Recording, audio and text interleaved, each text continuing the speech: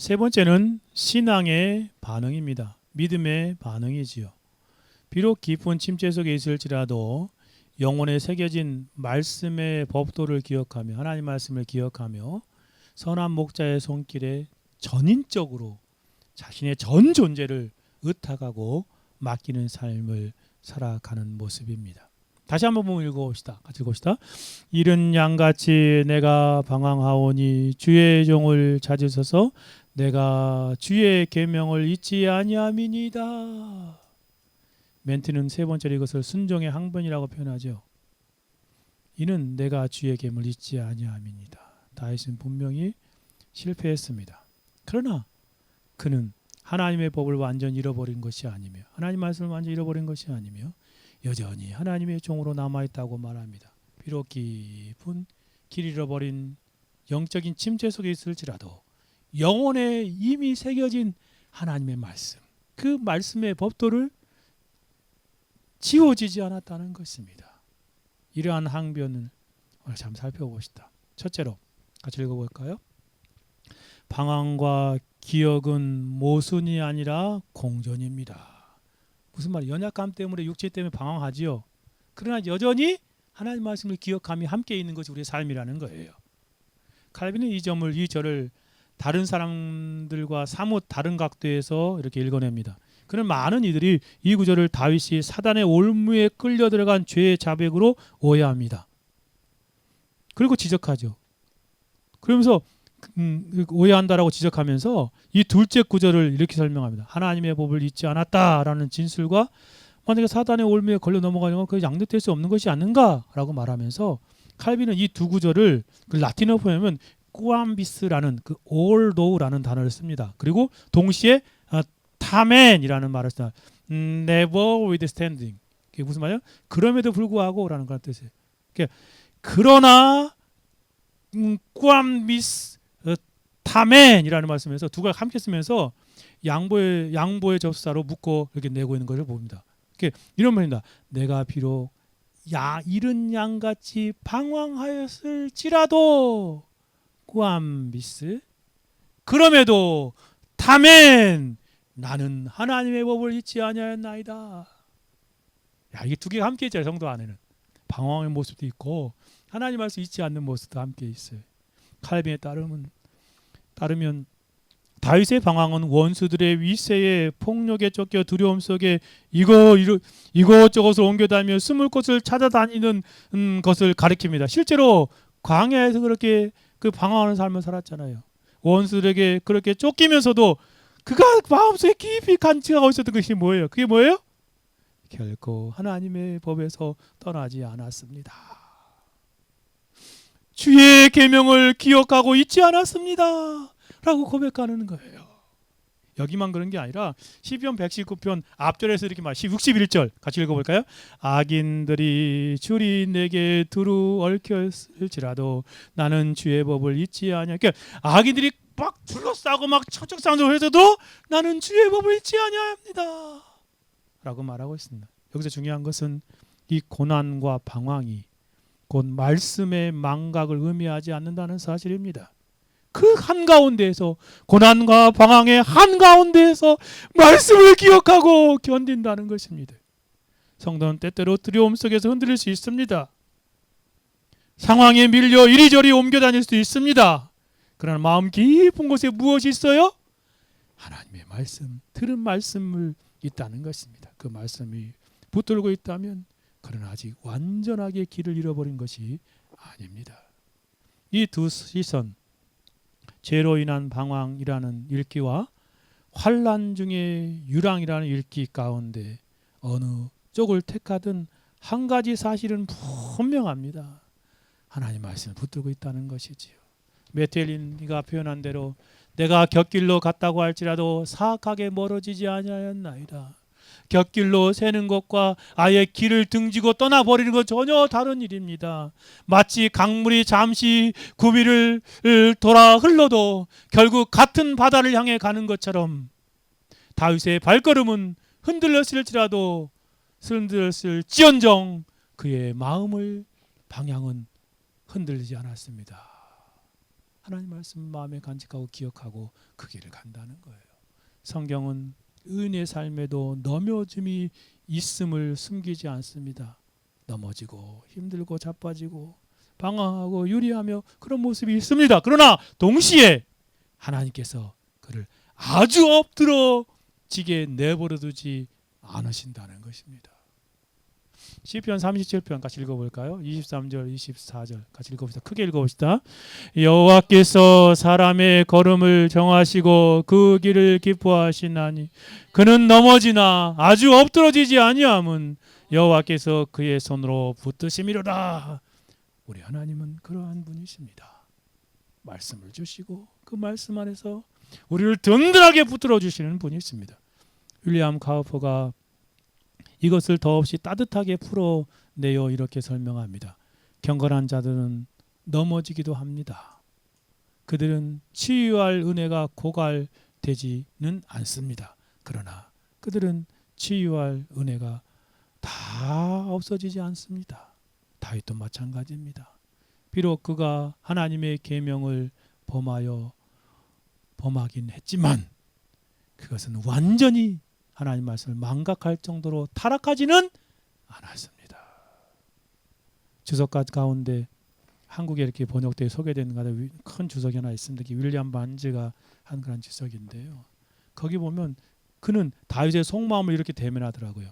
내가 스스로 잘못을 자각하고 죄책감을 느끼면서 방황할 때에도 나는 여전히 주의 법과 주께 대한 봉사와 주님의 계명의 말씀을 사랑한다고 느끼나이다. 이들은 내 마음의 기쁨입니다. 이것들은 내 마음의 기쁨입니다. 그렇습니다. 마치 불씨가 잿더미 속에 깊이 묻혀 있어도 완전히 꺼지지 않은 것처럼 침체와 방황의 잿더미 속에서도 하나님의 말씀에 대한 사랑은 꺼지지 않고 남아있는 모습을 보여주고 있습니다. 두 번째로 같이 읽어볼까요? 그 남아있는 기억이 우리를 겸손한 의탁으로 이끕니다. 그렇습니다. 베투엘리는 다윗이 시편 전체를 마무리하는 이 방식에서 신앙의 본이 되는 태도를 발견하며 이렇게 말합니다. 그는 이 시편이 그의 죄에 대한 참회의 심정과 하나님의 은총에 대한 믿음의 의지로서 결론을 맺는다고 말하면서 열심히 있는 그리스도인은 이와 같이 그의 의무를 완수하며 그의 생애를 결론지어야 할 것입니다. 라고 권면합니다. 그는 회개하며 기도하며 살기를 원하고 또 그렇게 죽기를 원하였던 것입니다. 그러면서 베드로는 세 가지를 이렇게 우리에게 짚어줍니다. 첫째, 하나님의 계명을 잊지 않는 것은 하나님의 선한 백성의 특징입니다. 그렇게 살아가는 것입니다. 둘째, 하나님의 은혜와 은총을 통해 자기 의무를 상기하는 것은 상기하는 여러 경우에서 유리했다 할지라 유리했다는 것을 고백하지 않을 수 없습니다. 셋째, 그리고 이것이 가장 중요한데 저희의 의무에서 이탈한 사람들은 저희가 그것을 계속 상기한다면 저희 자신은 겸손한 신뢰를 가지고 하나님의 은총의 보호하심에 모든 것을 맡기는 것입니다. 그렇습니다. 하나님 말씀의 기억이 있기에 그 약속 계명의 말씀을 듣고 그걸 기뻐하면서 하나님께 맡기는 것입니다. 바로 이 점이 본문이 우리를 데려가고자 하는 자리입니다. 하나님 말씀을 기억하는 것 자체가 목적이 아닙니다.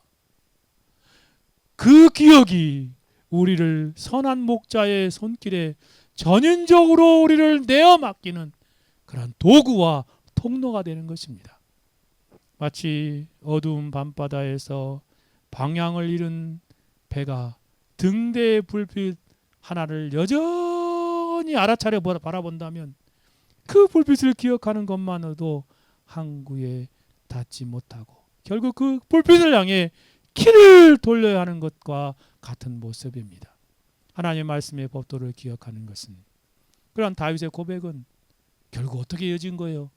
주의 종을 찾으소서라고 주님을 의지하는 간절한 기도가 그곳에서 흘러나오게 되어진 것입니다. 스벌전 역시 이 마음을 깊이 들여다보고 이렇게 표현합니다. 내가 주의 계명을 잊지 아니하나이다. 나는 무엇이 옳은지 알며 또 그것을 인식하고 있습니다. 더욱이 나는 옳은 것을 사랑하고 갈망합니다. 나는 줄곧 제 가운데 있는 것을 만족할 수 없습니다.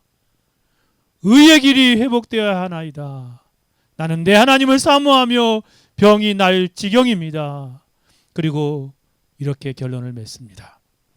자신의 심령이 항상 하나님과 함께하는 자는 완전히 잃어버림을 당할 수가 없습니다. 설령 그가 여러 측면에서 길을 잃는다고 해도 그 영혼의 내면의 소원이 진실하다면 그는 다시 발견되어 완전히 회복될 것입니다. 이것이 바로 우리가 의지하고 하나님을 의지하고 의탁할 수 있는 근거인 것입니다. 우리의 발걸음이 늘 반듯하고 올바르기 때문이 아닙니다. 우리의 결심이 언제나 강하고 완벽하기 때문이 아닙니다. 우리의 영혼의 진실한 소원이 끝까지 선한 목자이신 그 하나님을 향하고 있다면 선한 목자인 주님께서 결코 우리를 완전히 잃어버린 채로 가만히 내버려 두지 않으신다는 것입니다. 주님은 친히 말씀하시지 않습니까? 요한복음 10장 20절 28절 같이 읽어봅시다. 내 양은 내 음성을 들으며 나는 그들을 알며 그들은 나를 따르느니라. 내가 그들에게 영생을 주노니 영원히 멸망하지 아니할 것이요 또 그들을 내 손에서 빼앗을 자가 없느니라. 그러므로 성도는 길을 잃은 자리에서도 다시 이 선한 목자의 음성을 마음에 간직하고 이 말씀을 붙들어야 합니다.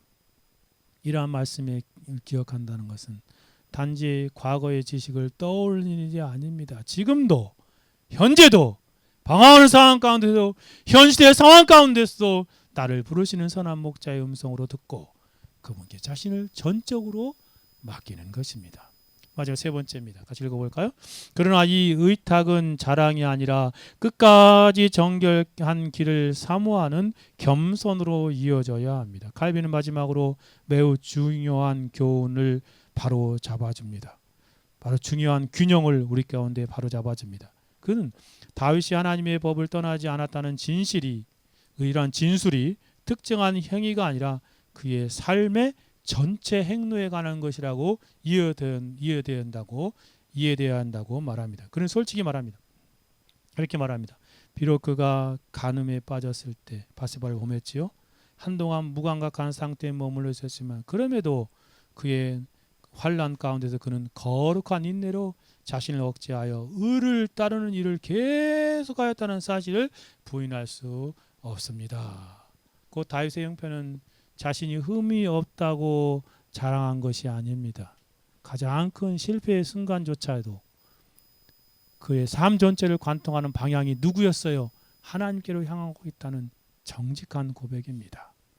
그래서 다윗은 실패 후에도 자기의 의를, 자기의 의로움, 경건함 그러한 것들을 붙드는 것이 아니라 하나님 앞에서 사하고 통회하는 마음으로 엎드리는 것입니다. 하나님은 그러한 스스로 의로운 자라고 생각하는 바리새인들을 기뻐하지 아니하고 자신의 정직한 그런 죄를 깨닫고 회개하고 통회하는 자를 기뻐하시는 하나님이십니다. 시편 51편 10절이 그것이지 않습니까? 같이 읽어봅시다. 하나님께서 구하시는 제사는 상한 심령이라 하나님이여 상하고 통회하는 마음을 주께서 멸시하지 아니하시니라. 그렇습니다. 이것이 참된 의존이요 성도의 참된 의탁의 태도입니다. 말씀을 잊지 않는다는 그런 고백은 자기 자랑이 아닙니다. 나는 그래도 괜찮은 사람이라는 변명이 아닙니다. 오히려 주님, 제 안에 아직 주님의 말씀을 향한 갈망이 남아 있습니다. 그러니 저를 버려두지 마시고 주의 종을 찾아주십시오 라고 겸손하게 탄원하는 것입니다. 스벌전도 이 균형을 지지합니다. 이 시편의 마지막 절을 읽으면서 첫 절을 기억할 필요가 있습니다. 으뜸이 되는 축복은 방황으로부터 회복되는 데 있는 것이 아니라 끝까지 허물 없는 길로 매진하는 데 있습니다. 우리는 샛길로 난 목초지나 다른 죄악의 꽃길로 이탈하지 않고 곧장 왕의 대로로 항해해야만 합니다. 마치 스버전이 말하는 것은 철로역정의 크리스찬의 모습을 말하는 것 같습니다. 은혜의 회복을 사모하는 것이 마땅하지만 우리가 진정으로 사모해야 할 더 큰 복은 처음부터 곁길로 가지 않는 것입니다. 시편 117편 첫 절에서 뭐라고 말했습니까? 다윗이 뭐라고 선언합니까? 같이 읽어볼까요? 행위 온전하여 여호와의 율법을 따라 행하는 자는 복이 있으며 복되도다.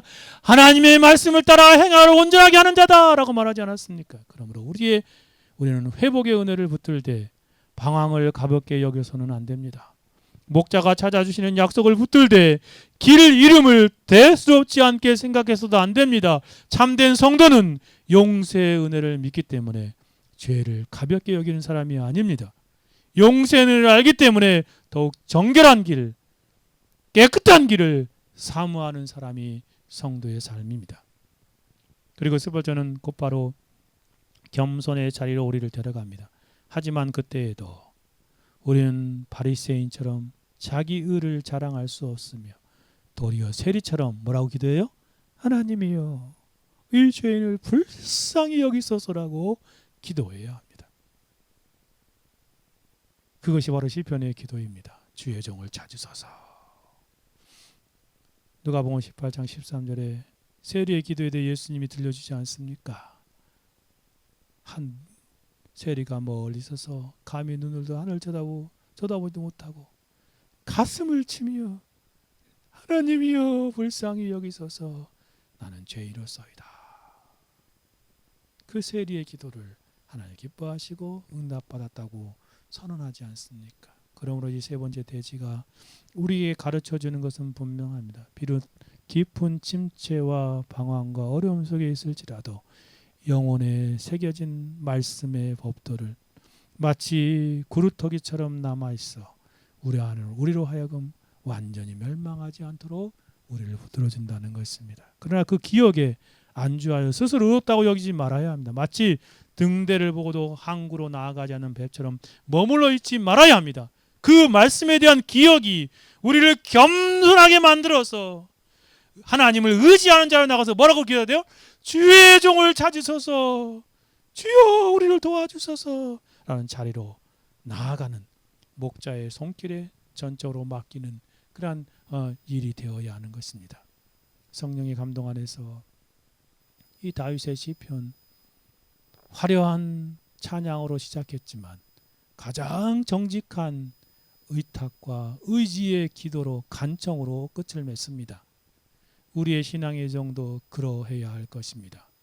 말씀을 기억하되 그 말씀의 약속을 붙들되 자랑하지 않고 우리의 연약한 가운데 길 잃은 년처럼 방황하는 것을 인정하고 그러면서도 절망하지 않으며 끝까지 선한 목자이신 주님의 손길에 우리 자신을 맡기는 삶을 살아가십시다. 그것이 성도의 삶입니다. 다시 한번 본문 읽어봅시다. 이른 양같이 내가 방황하오니 주의 종을 찾으소서. 내가 주의 계명을 잊지 아니함이니이다. 설교를 정리하고 적용하고 마치고 세 가지만 적용해 봅시다. 첫째, 같이 한번 크게 읽어봅시다. 첫째로 연약한 존재임을 날마다 직시하고 겸손히 회개합시다. 그렇습니다. 우리는 길 잃은 양처럼 방황하는 존재이지 않습니까? 우리는 은혜를 받았습니다. 본성적으로 쉽게 넘어지고 방황하는 영적은 무력한 그런 존재입니다. 양 같은 존재이죠. 매일의 삶 속에서 정직한 자기 성찰과 회개가 필요합니다. 이것은 마치 아무리 닦아도 날마다 먼지가 않는 유리창과 같습니다. 우리는 단번에 완벽해지는 존재가 아닙니다.